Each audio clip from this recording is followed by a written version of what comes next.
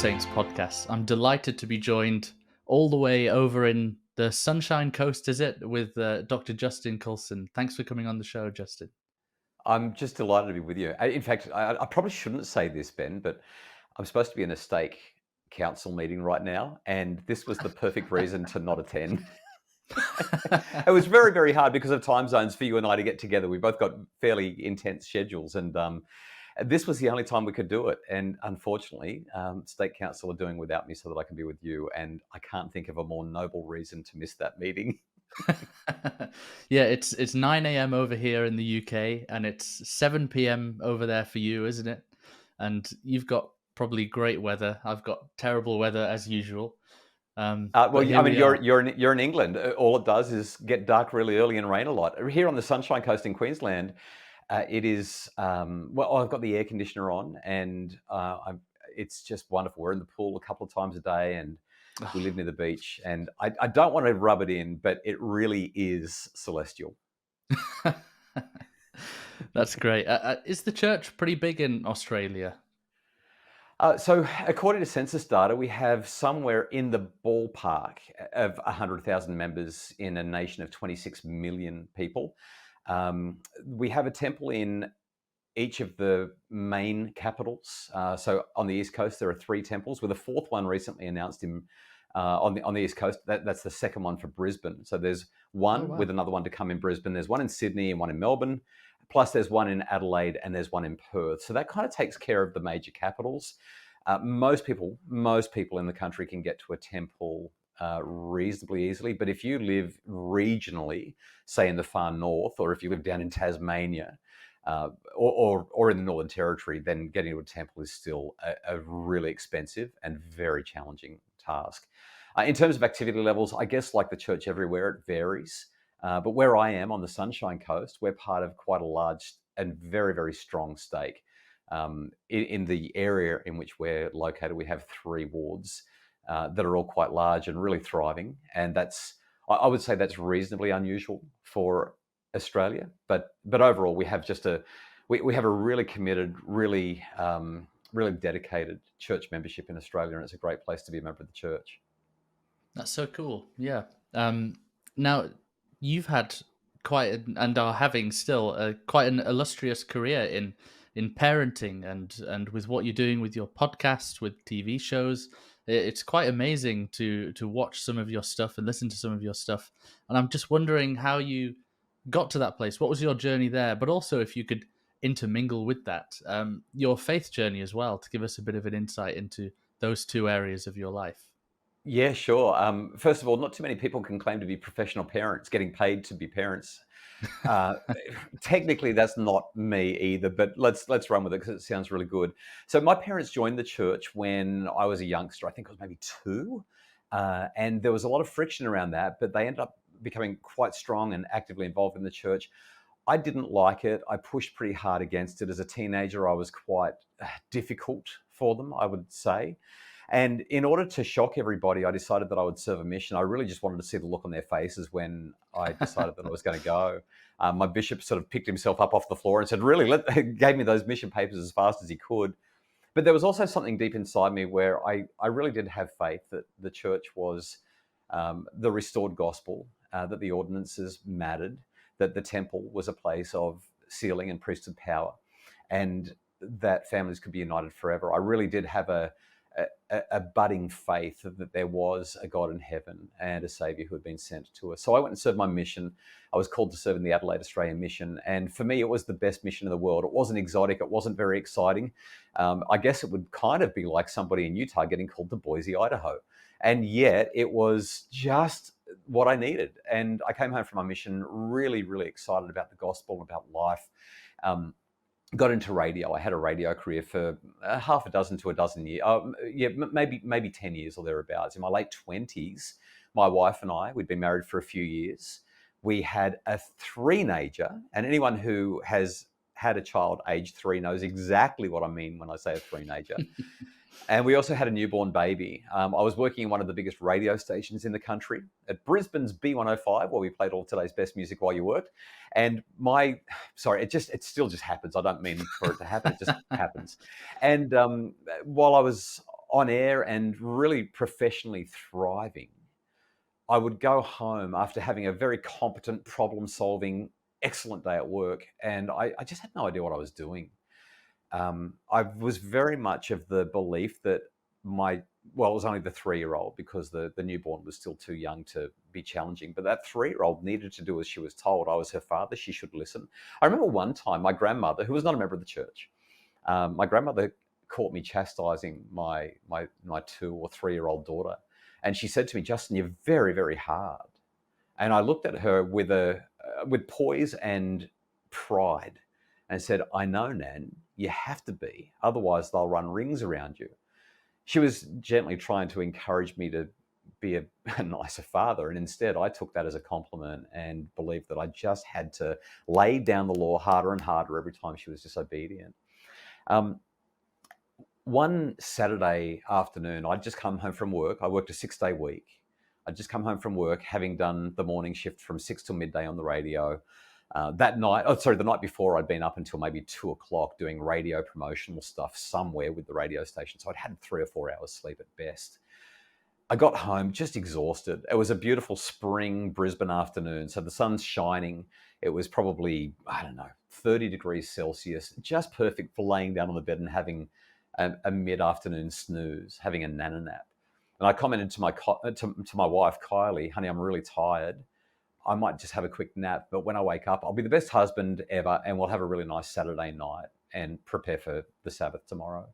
And Kylie explained that she needed to go out and take care of a few errands now that I was home, but that the baby had just been put to sleep. And if I could put the 3-year-old to sleep, Kylie would be quite happy for me to have that snooze. And when she got back, then we could get on with our afternoon.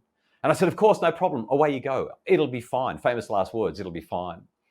When Kylie left, I spoke to my 3-year-old and said, "Well, it's time for a nap." And I guess she'd just reached that age, as many 3-year-olds do, where she decided that she was too big for a daytime sleep. But I was tired. I needed one, and therefore I knew that she also needed one. And unfortunately, what happened over the subsequent half hour or thereabouts was a series of escalating events where I got madder and madder at her, and she got madder and madder at me. The thing is, she's a toddler. She's going to be clumsy in the way that she expresses her preferences. I'm an adult. And I don't know if you've noticed this, Ben, but as an adult, have you ever been really tired and felt stressed and pressured and then reacted in a way where you thought, "You know what? I'm so tired and I'm still getting this right. I'm just nailing this." It's not what we naturally do, right? No.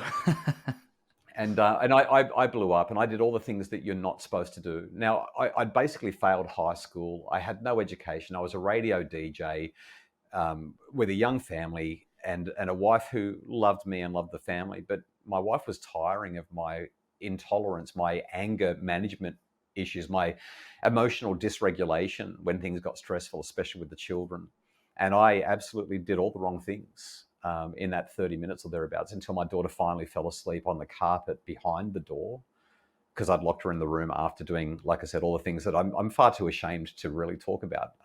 It's just a devastating story. And I remember holding the door and thinking a couple of things. Number one, I remember thinking to myself, "It's not my fault. She made me do it." Now, in 2024, 2025, we have language around that. We call it coercive control. These are lines that abusers use when they want to escape blame for hurting the people in their lives that they're supposed to protect. Back in the 20-something years ago, we didn't have that language around it, but that was the line that I used. And as I thought that, it occurred to me, hang on, she is a toddler and she's behaving like one. Justin, you're an adult. What are you behaving like? And my conscience really, really pricked me. As I walked into the backyard to take a couple of deep breaths and work out, am I going to go and have a sleep? How am I going to talk to Kylie about this? What have I done wrong? Where am I getting this right? The words of my father came back to me. I remember him quoting President Gordon B. Hinckley: "The only time a father should ever lay his hands on his children is to bless them." And I knew at that moment that I was not a blessing to my child, to my daughter, to this miracle.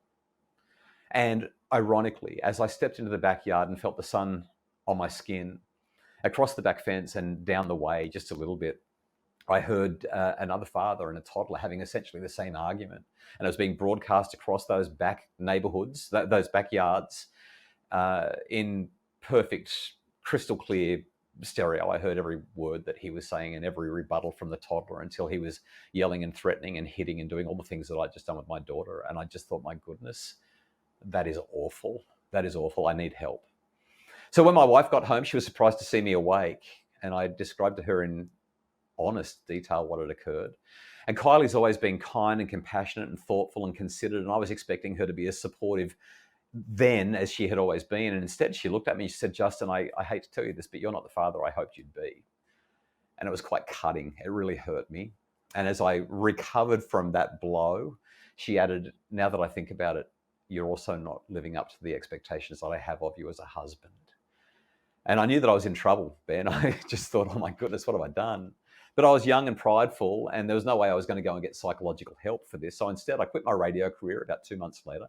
And because of the inspiration of a wonderful man called Professor H. Wallace Goddard, who writes for some church publications and has been involved in writing material for families and couples for years online, and some other books that I'd been reading, I left my radio career and I went back to school. I spent 8.5 years as a full-time student, working 3 part-time jobs, studying full-time, and trying to keep the family alive while I completed a course to get into university, followed by an honours degree in psychology, followed by a PhD, and ultimately became a university lecturer in psychology.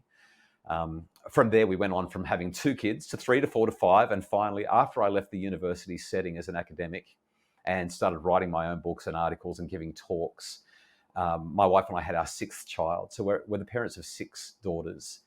Our eldest daughter is married with a child as well. So we're also the parents of a granddaughter. We only do girls in our family. And and I've written, I don't know, 9 books. I'm working on my 10th book at the moment.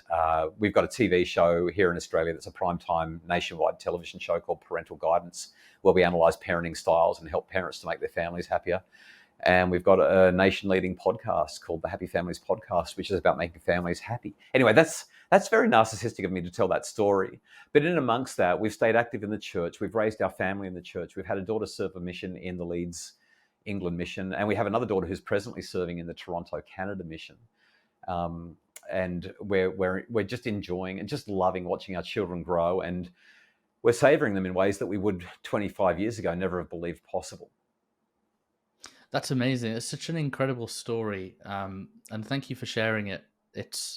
I listen extra closely because it's extra pertinent to me in that I'm expecting my first child in March, a little daughter as well, and so I'm listening extra closely. And one of the worries I have is that, especially when it comes to things like disciplining or trying to get your toddler to obey you, is there's so much contradicting advice on social media in all aspects of parenting that Yes. it's become so overwhelming. And I often think, how did my parents do it without access to all of this? And I wonder if you could help, because I know this is an issue for other soon-to-be parents and new parents, not just me.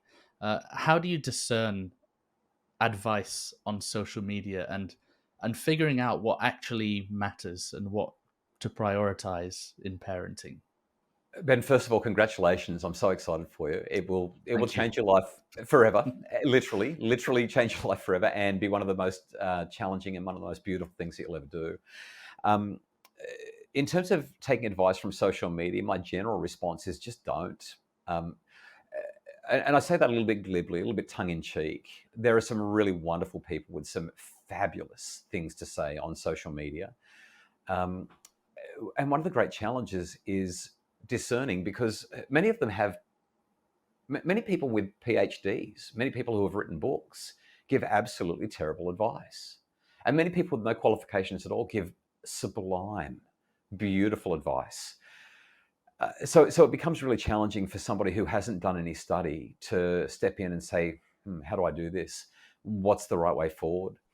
I would suggest that if we can really carefully and prayerfully consider the example of Jesus, the teachings of Jesus, and then look for credible and reputable people who share messages around parenting that are consistent with what we believe Jesus would do. Suffer the little children, that they would come unto me. I think that will usually go quite well. My general take is as follows: there's no disagreement whatsoever in any of the parenting literature that children need certain things. The first thing that they absolutely unquestionably need is love. Nobody debates that at all.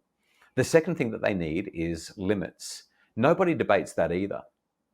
The tricky thing is there's not a whole lot of disagreement around how to provide love, but there's a tremendous amount of disagreement about how to support limits and boundaries.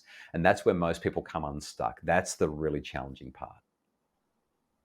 Right. It's interesting because you kind of, I don't, it seems the same as a lot of the answers that I've gotten to from, say, church historians and stuff, where it's like, maybe this is just a universal principle of seek ye out of the best books, and study by faith and by faith and by study, I should say, uh, not just rely on these. But then you think like, yeah, but I've got this little precious baby and I need all the advice that I can get. But actually, it's having the faith to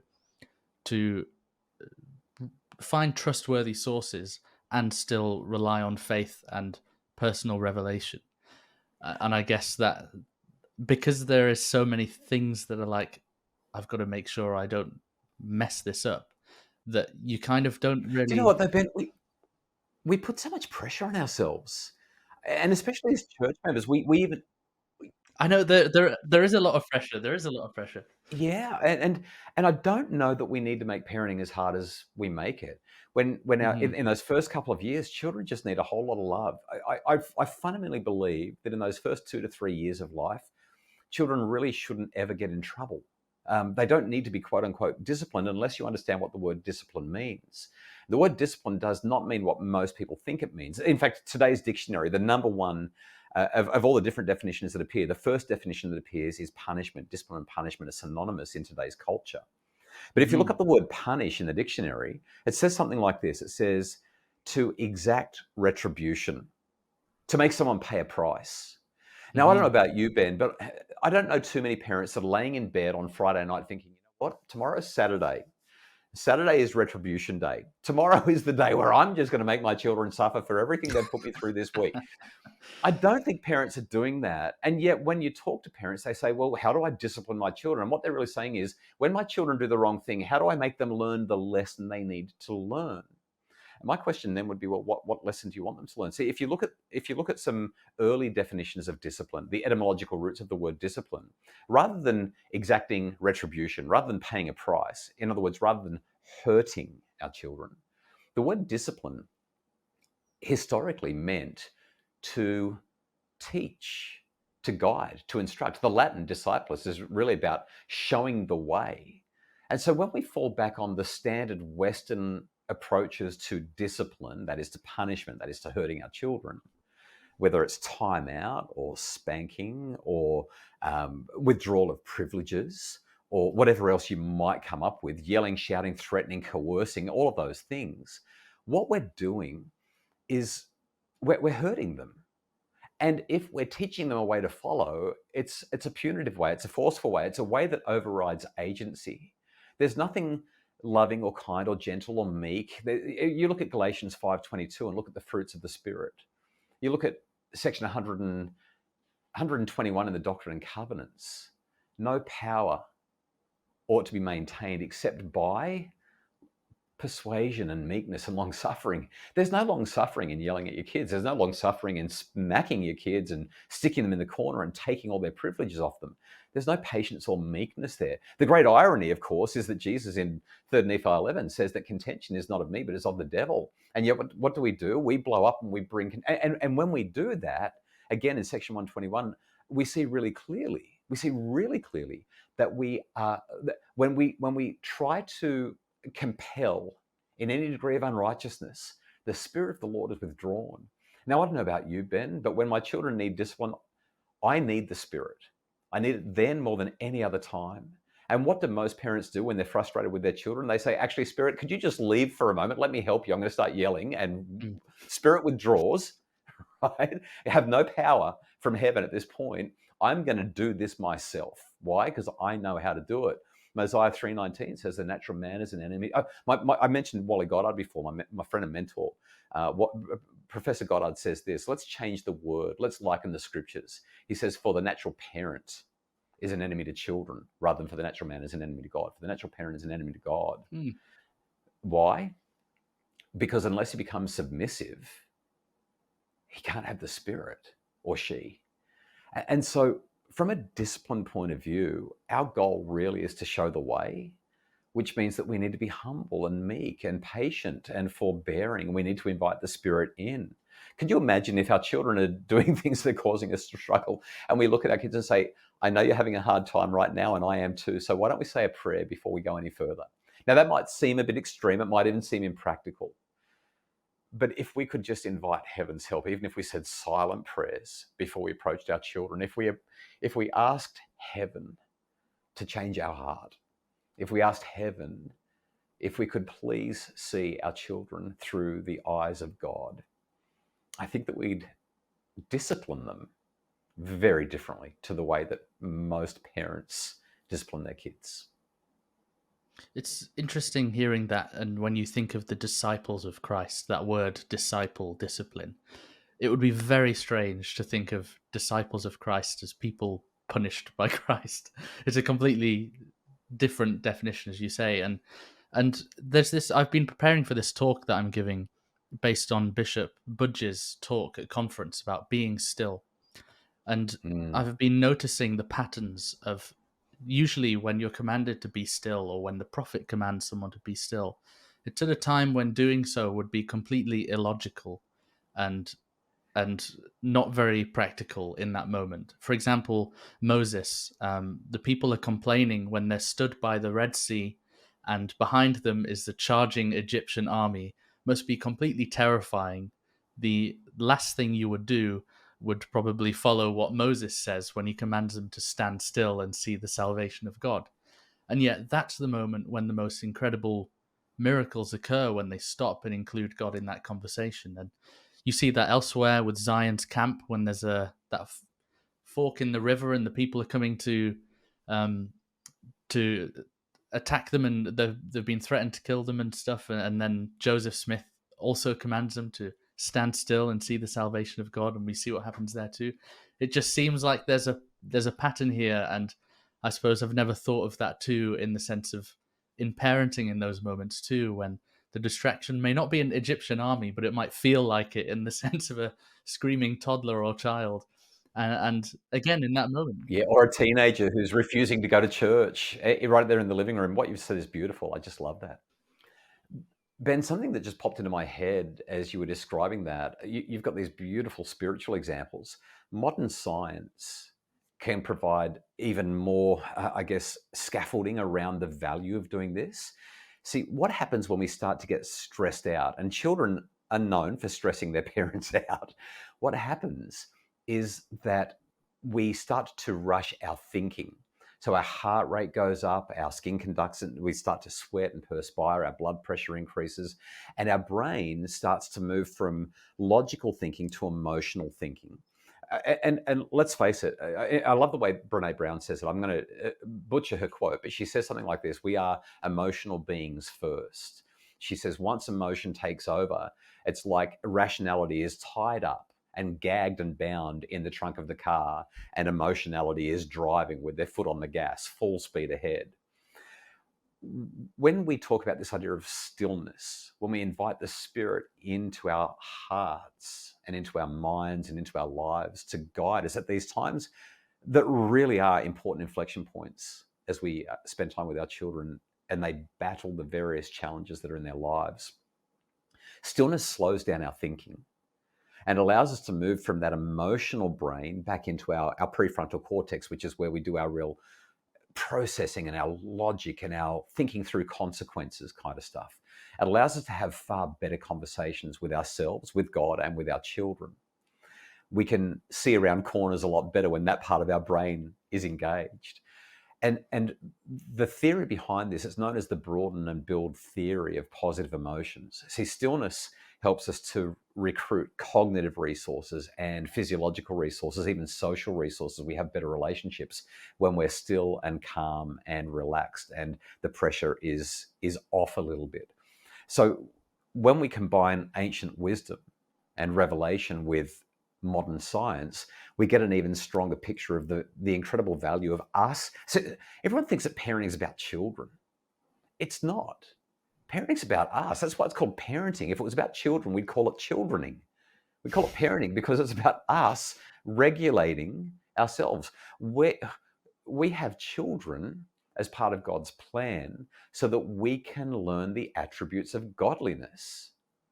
And from my reading of the scriptures and my understanding and my experience with heaven's light and inspiration and revelation in my life, so far, I haven't ever seen my Heavenly Father or felt my Heavenly Father start slamming doors or spitting dummies and saying, that's it, I've had enough, and throwing things at me. That's not how he works.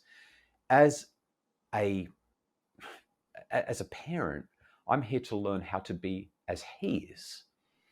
And the best way for me to do that is to practice those attributes in my own living room and in my own kitchen when my child won't get off their social media platform, even though I've asked them 4 or 5 times and it's late and I'm tired.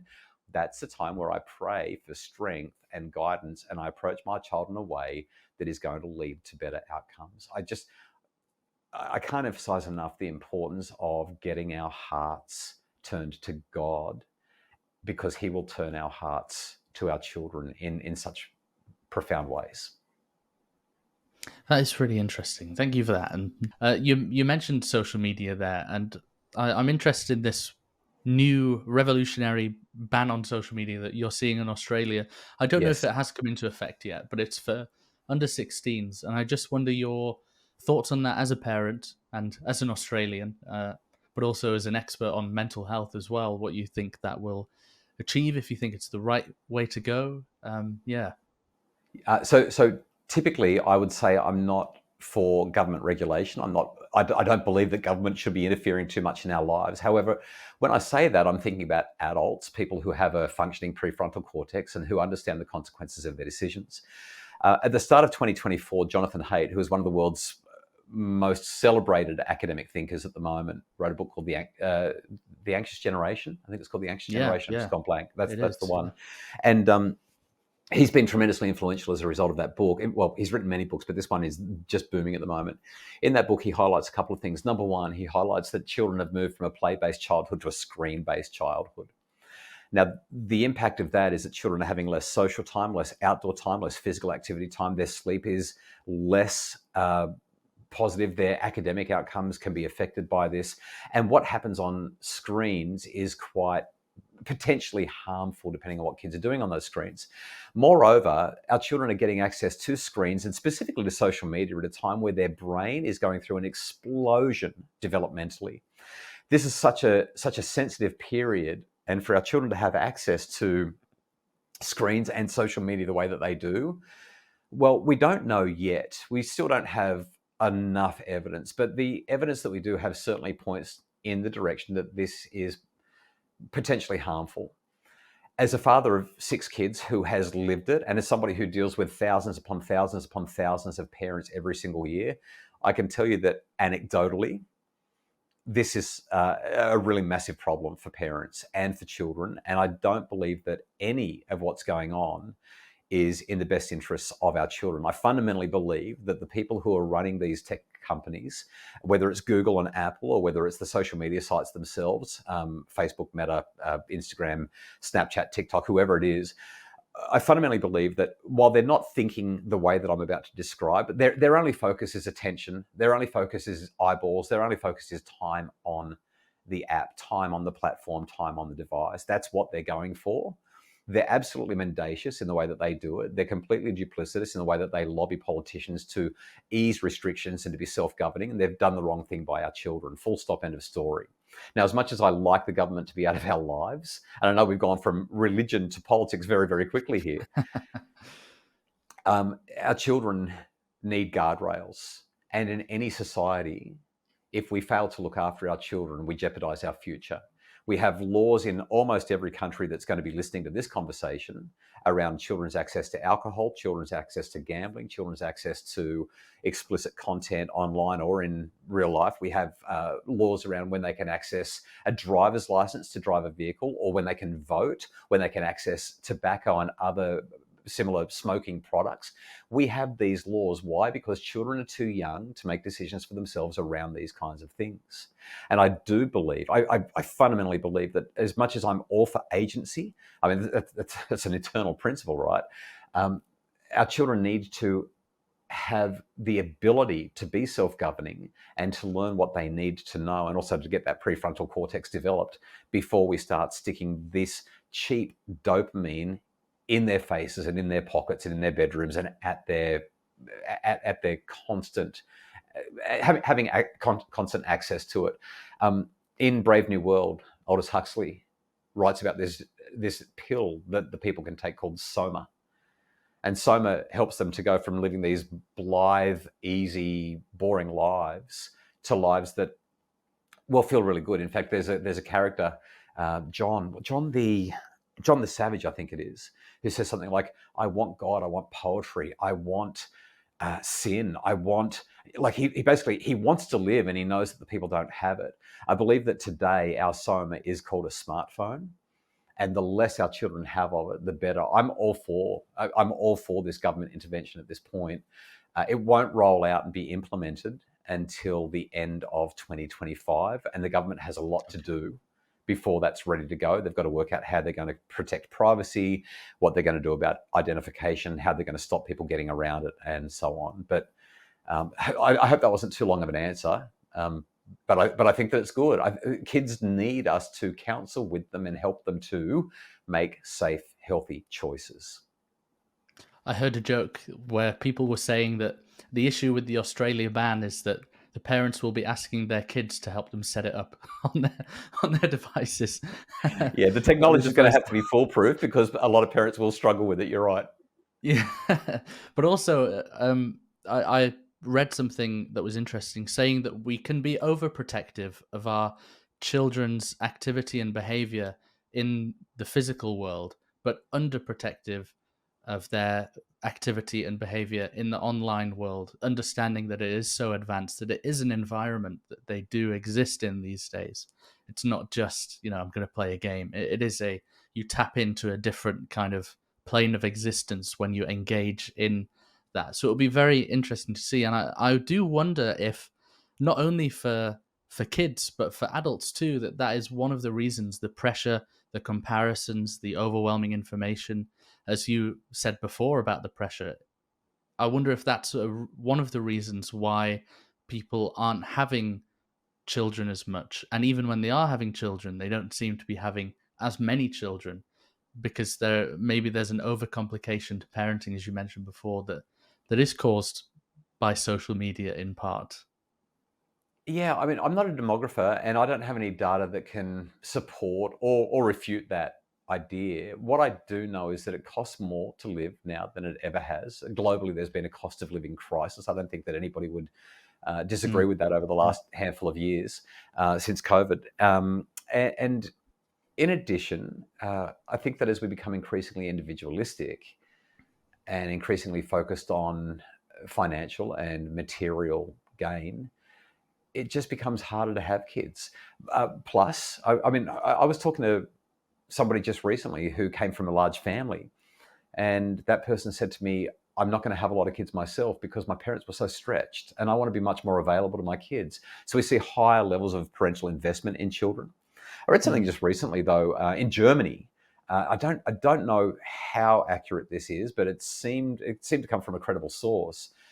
Some German researchers have found that most young couples in Germany either want to have 0 or 1 children, frankly, because they look at parenting and say, it just looks pretty darn hard. I don't get to sleep anymore. I don't get to have nice brunches in the cafe on a Saturday morning. If I want to go on a holiday, it's complicated. I have to get babysitters. I mean, raising kids is challenging. It really is. It's also tremendously rewarding, and I wouldn't change a thing about it. I'd encourage everybody to have a family, but we do need to. we do need to seek revelation in terms of the way we structure that family, how many kids we have, and how we're going to support and provide for them. How do you think, in this world of secular influences and people grabbing attention and intense comparisons, what would be your advice to parents to help a child feel their individual worth and have their sense of self-worth come from Heavenly Father and their identity as a child of God, rather than outsourcing that self-worth to the world?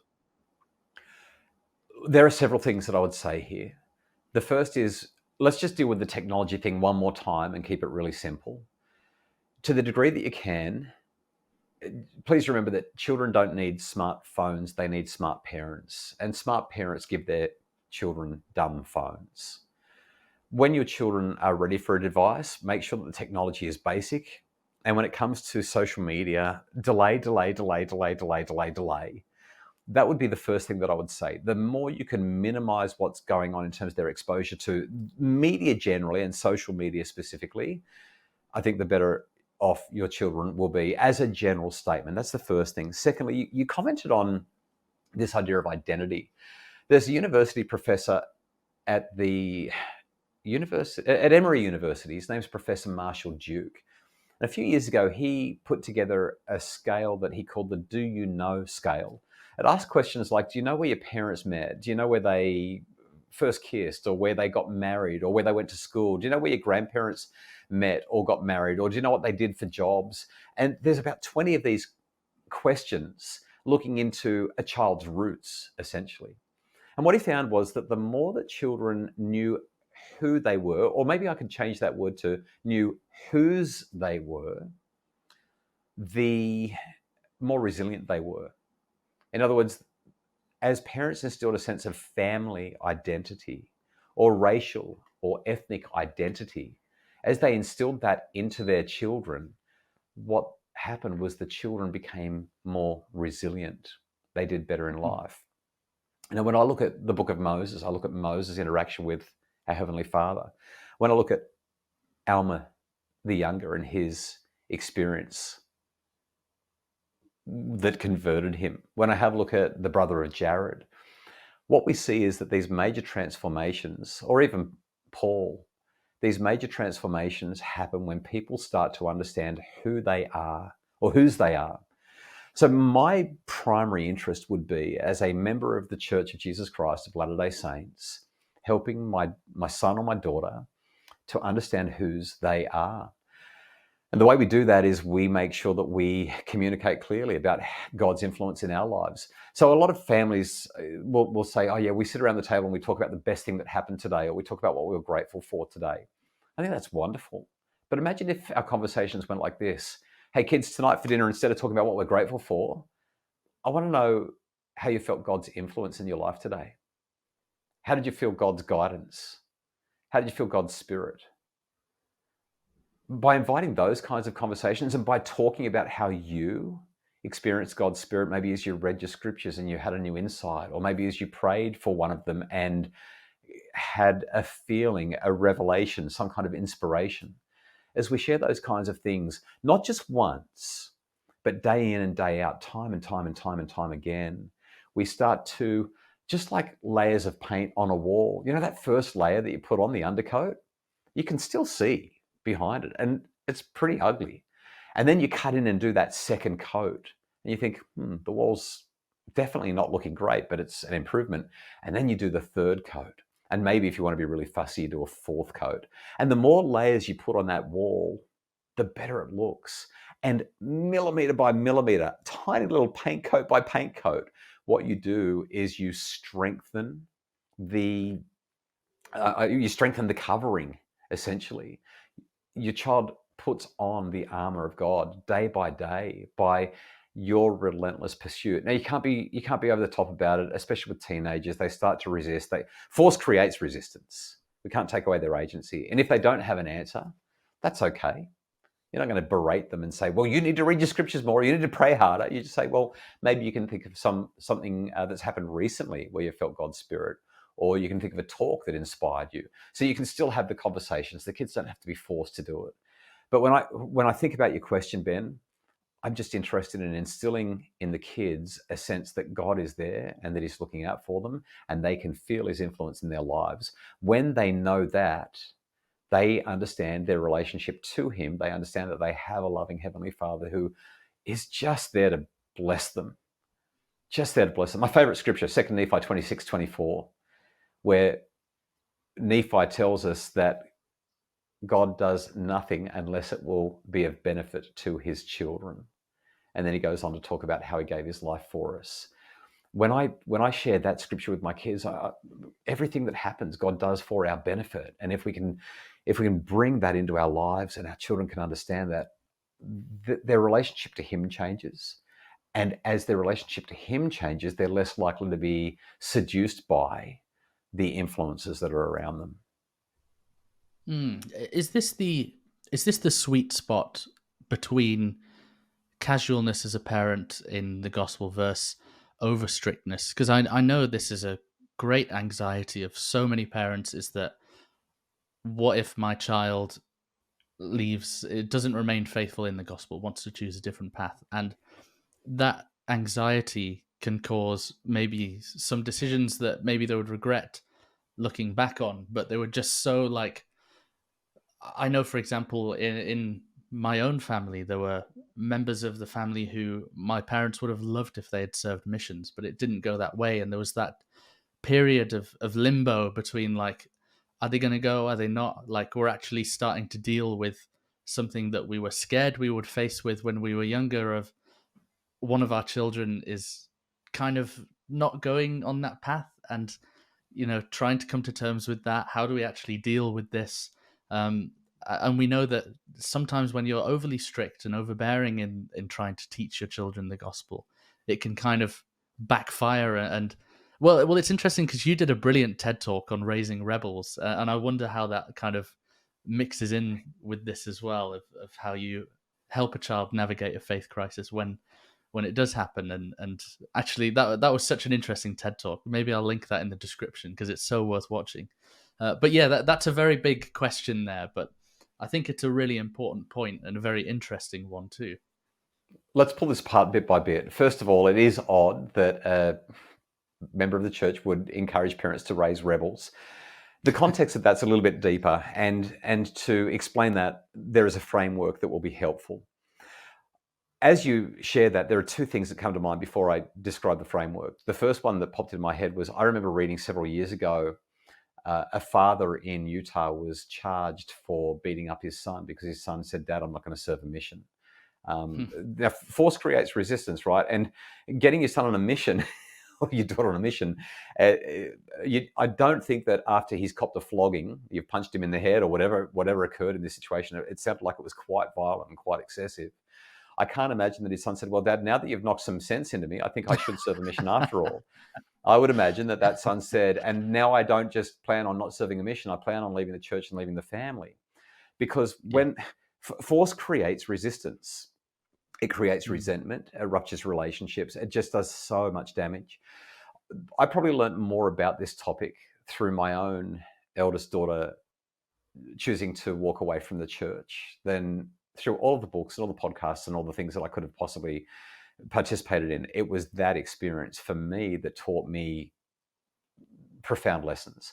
I'm grateful to say that after several years out of the church, she and her husband came back into full activity, and we love having them sitting in the pew with us, and we get to hold our granddaughter at church, and it's one of the great blessings of our lives. I know that many people are not so fortunate to have that joy, and having experienced the pain of loss when my daughter departed her gospel life, I have tremendous empathy, and I feel that pain for people who aren't able to have their children actively participating in the gospel. And one of the great challenges here is when your kids aren't active members of the church, sometimes it does feel like people are looking at you saying, "Well, what did you do wrong?" There's whether the judgment exists or not, we feel like we must have done something wrong because look at them, their kids are there, and what happened over here? It's a really hard thing. Let me step through a framework that I've always taught, but I never quite saw how profound it was until my daughter chose to walk away from the gospel. The framework is what I call the 3 E's of effective discipline. And this goes back to your original statement that it must be really hard to get that balance right. So because we respect agency and because I don't want to force any of my children to heaven, I'm pretty sure that one of our early prophets said that no man can be forced to heaven. Um, we've got to work out how to reason with and persuade our children.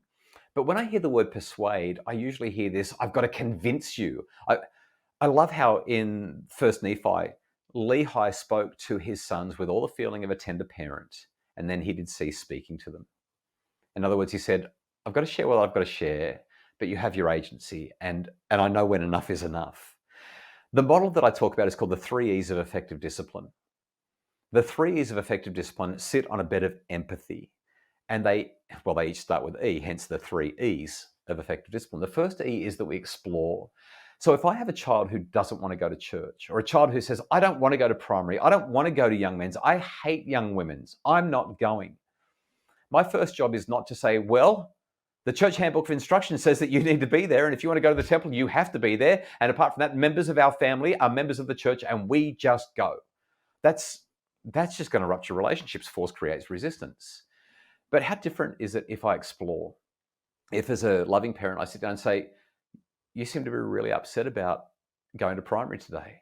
Will you help me to know why primary is so challenging? Or you seem really reluctant to go to young women's camp. Is there something going on with young women's or with the leaders or just with you that makes this really hard? If we can sit there and explore with no agenda other than to truly understand, our children might look at us and say something like, it's boring, or I get teased, or my teacher gives all the other kids treats, but I always get in trouble. And maybe you have a child who is autistic or who has ADHD, and you're listening to them explain why they don't want to be there and how they get in trouble, and you're thinking, yeah, I can see why, right? I mean, I'm dealing with this at home, and I'm your parent, and I'm finding it hard. I can see why your primary teacher's struggling. Uh, and, and I say that with all the love and tenderness, of course, because it is really, really hard. But as you listen, as you explore, what happens is you have this beautiful thing called compassion. When we can see the world through our children's eyes, we step away from force. We step away from the natural man approach. We're much more likely to have the Spirit with us guiding our steps. Why? Because we have compassion. I love etymology, as you've probably gathered from our discussion already. Compassion comes from the Latin. Now, I don't speak Latin, so I'm going to say it in Australian. Com and passion, okay? Com is the root of several words like company, community, communicate, combat, common. And all of those words with com as a prefix, they describe togetherness. They describe belonging. They describe unity, except for combat, but it still requires togetherness, right? That's com. Now, the word passion, let me ask you this. Let's see if you know this, Ben. When you think of the word passion, what comes to mind? Enthusiasm, Yeah, like excitement, you know? Tony Robbins saying you can walk across those hot coals Yeah, and you yeah, can make $1 David million Goggins by the style. end of the year. Just be passionate. And so that's Yeah, what I always yeah. thought passion was as well. But if we have a look at the etymological roots of passion, it comes from Latin. And the word passion, once upon a time, meant suffering. Hence the passion of the Christ. So when we put Ah, those two things together, compassion, com, and passion, together in suffering, what exploring actually does is it allows us to see through our children's eyes their struggle, their challenge, their difficulty, their hard times.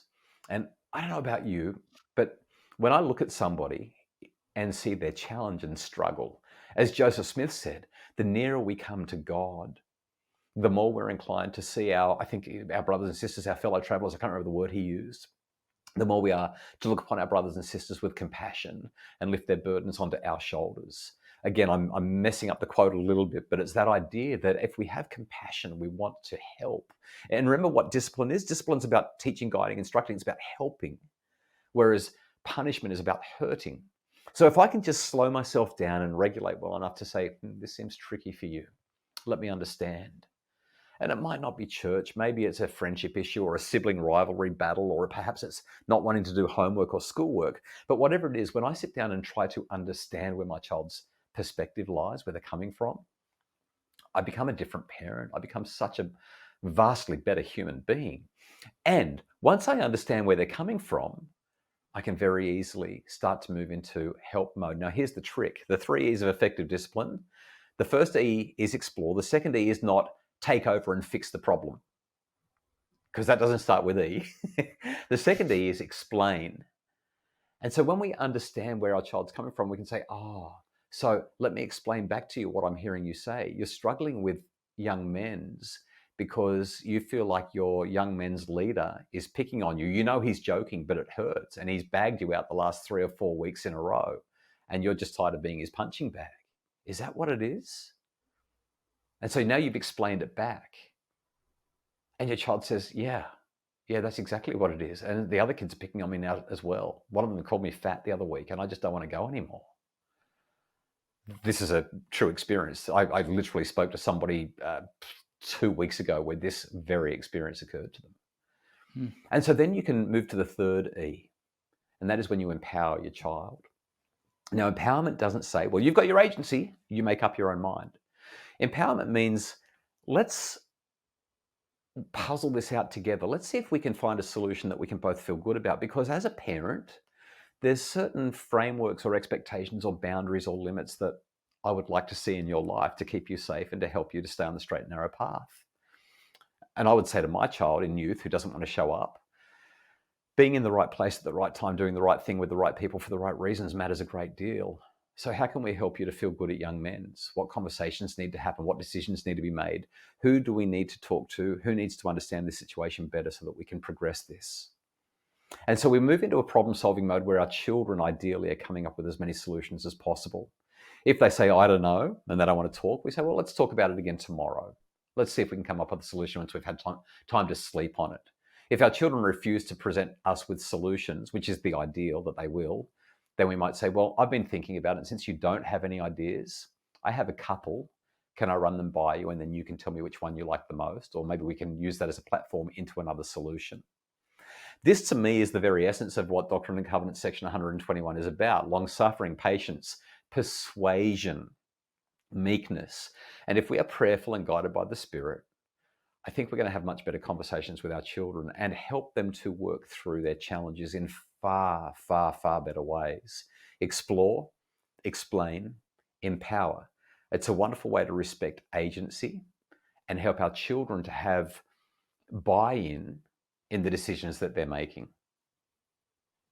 I love that framework. That's such a helpful framework. Thanks for sharing that. And it's, I'm sure that will be really valuable to a lot of people listening. I know that from previous, I read all of the comments on the channel, and we have comments of people experiencing similar things from previous episodes where they felt to share that. So I know that will be really helpful and kind of I need turning. to say something about that, Ben, really quickly. Yeah. Some parents will hear that framework and say, well, what if my child won't reason with me? Or what if my child insists on going to the party on Friday night, even though there won't be any parental supervision, and I can't stop them because what am I going to do? Lock them in their room? They're bigger than me. They're just going to lie or whatever. And I know that there's going to be alcohol at that party. What do I do then? And do I explore, explain, empower, and beat them over the head with the 3 E's? Like, how does this work? And so I just need to emphasize one more thing, and that is that we are not yet gods. And while we need to respect our children's agency, they are still children and they still need our support. And sometimes there are times where you might, as a parent, say, you know what, I've explored this with you. I've explained my position. I've explained your position. I've given you the opportunity to choose, but you've chosen something that is simply unsafe. It's unsafe and it's unhealthy. And I can't let you do that. And so this is going to cause contention between us. I know you're going to be really mad at me, but I need you to understand I've got to draw a line here. The wonderful thing is that when you go through this process, that happens very, very rarely. But every now and again, it does happen. I think I've maybe done it a handful of times with my 6 kids over the years. I try not ever to do it. But every now and again, I'll just say, look, I forbid it. I absolutely forbid it. I don't want to take your agency away. But in this case, what you want to do is unsafe. It's unhealthy. And it goes against the vast majority of rules, principles, frameworks, or systems that we have in our home. I just forbid it. I'm so sorry, but no.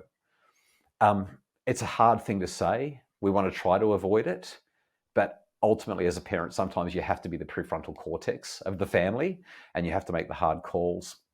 What I would say is that you want to avoid it as much as possible.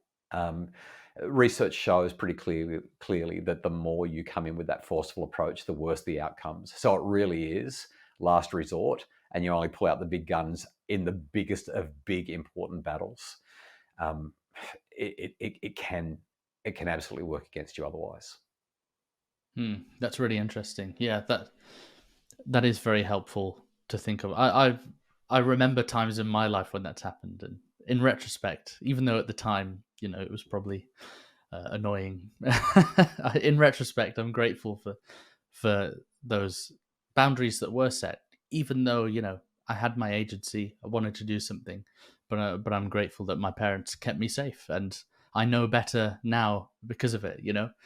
So I definitely see the value in that. And kind of wrapping up, this has been such a cool hour to spend with you, and I'm just thinking of a good way to kind of bring closure to this. And something I'm really interested to know about is you're on primetime television in Australia, you have a leading podcast, you're a top expert in this field.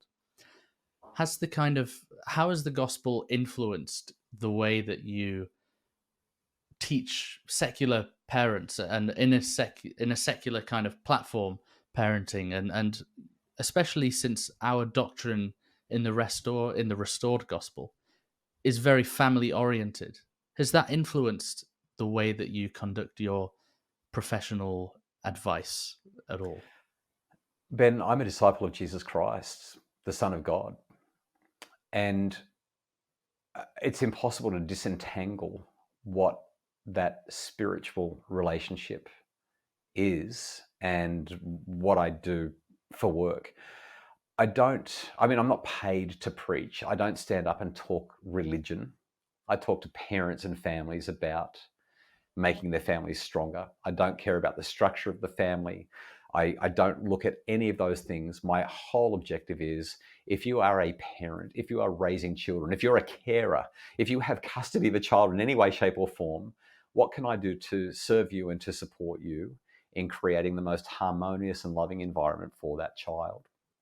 Fundamentally, the gospel guides what I teach. And I think the most profound element of that is knowing how God feels about me and trying to bring that into other people's lives and other people's homes. Maybe I can wrap up with a story that illustrates.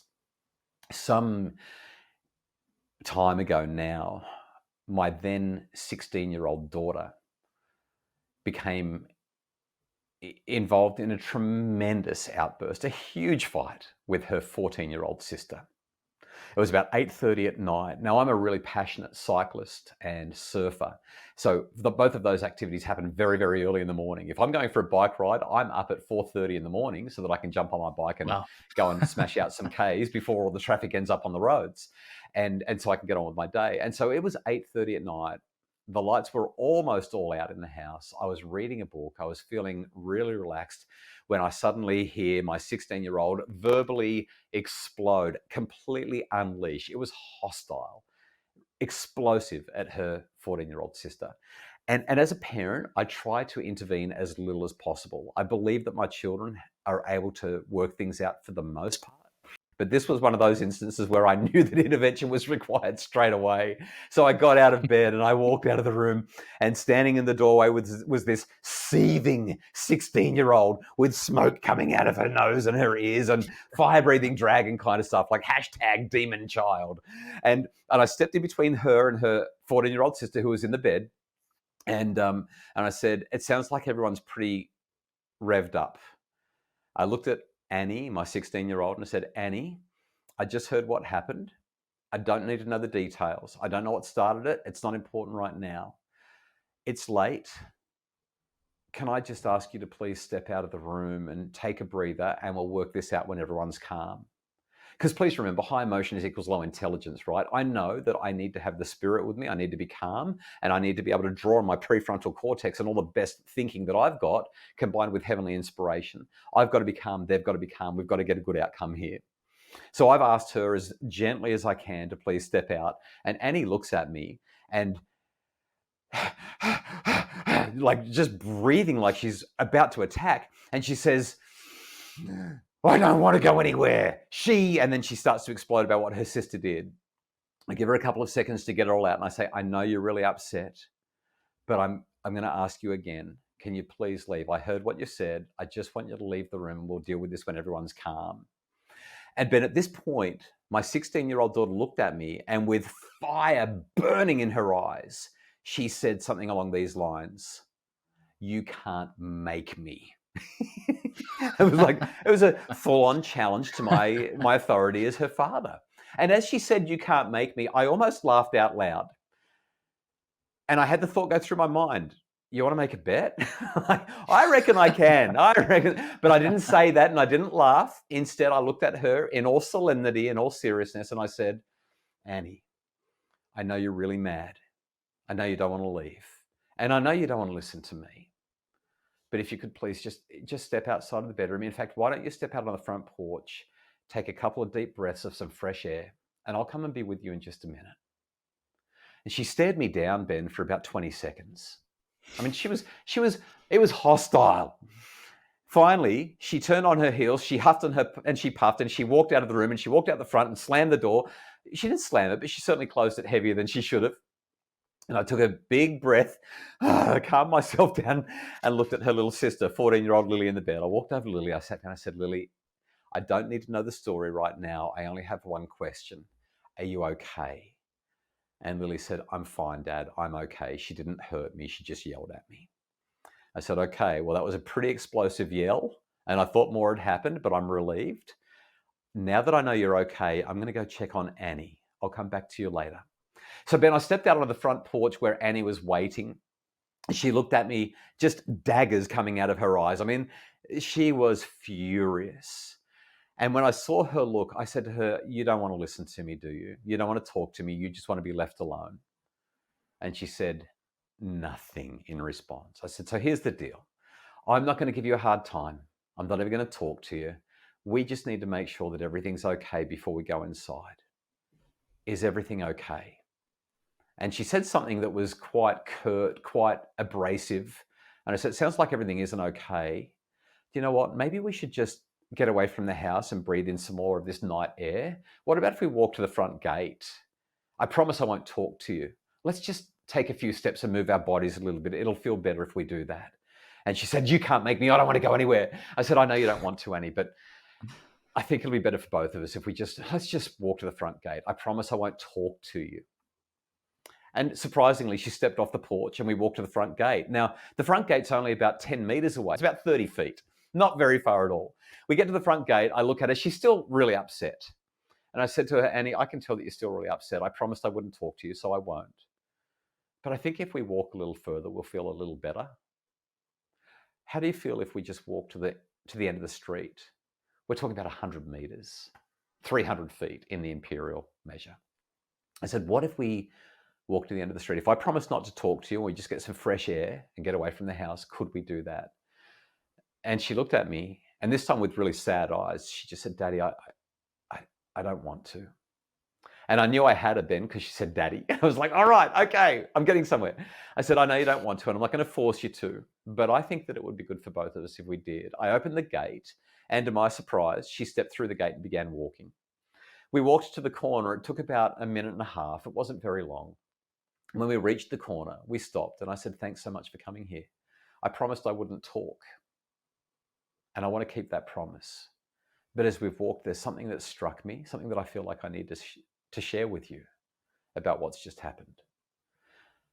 Do you mind if I share that with you? And then I promise I won't say anything else.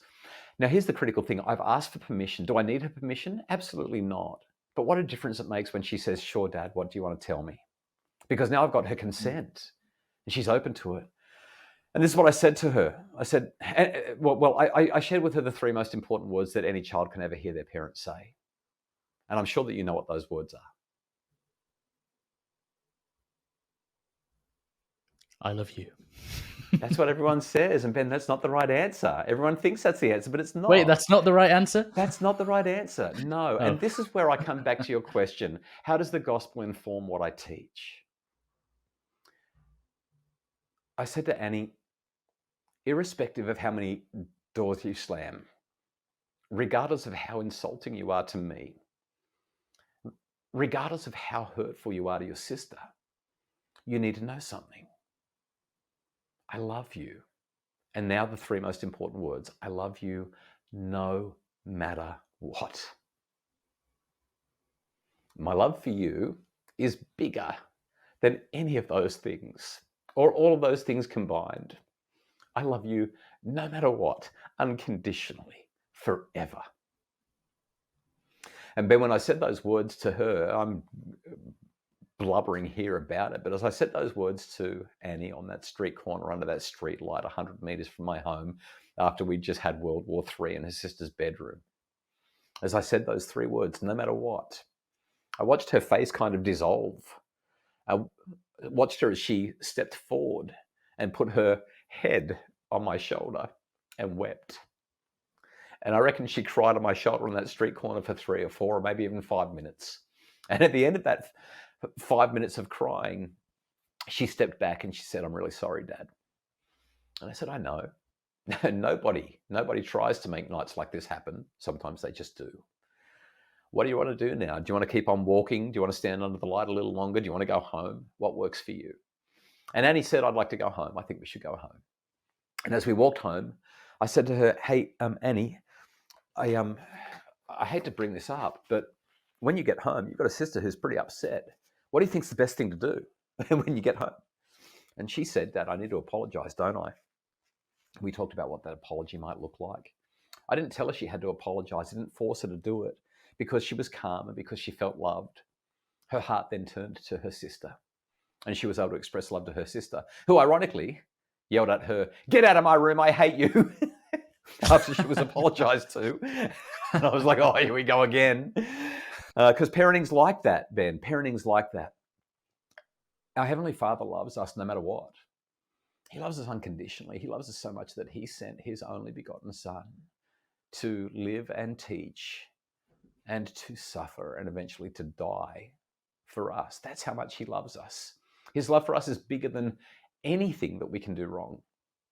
And so as a parent who tries ever so terribly to live the gospel of Jesus Christ and to teach families how to be happier, I think that the most important thing that any parent can know is that by following Heavenly Father's example of unconditional love, while still having expectations, boundaries, commandments, knowing that he loves us no matter what, and therefore that we need to love our children no matter what, is the very best thing that I could share with any parent who's listening to this conversation today. Thank you for that. Something strikes me there, and I know we're kind of closing, but just I'm learning from you, especially with, as I said before, with extra kind of listening in and taking notes. And it's just that kind of, I've always thought that the process is, in a situation like that, you need to calm your children down, but actually a lot of it is regulating yourself. And as you've said, like, I need to be in a good place with God. I need to be close to God. I need to have the poise to be able to regulate myself and be still and engage the Spirit so that I can help my children. Not I need to make them feel the Spirit, I need to get it to them. So I thank you for that insight. That's a precious insight that I'm going to take forward, as well as many others.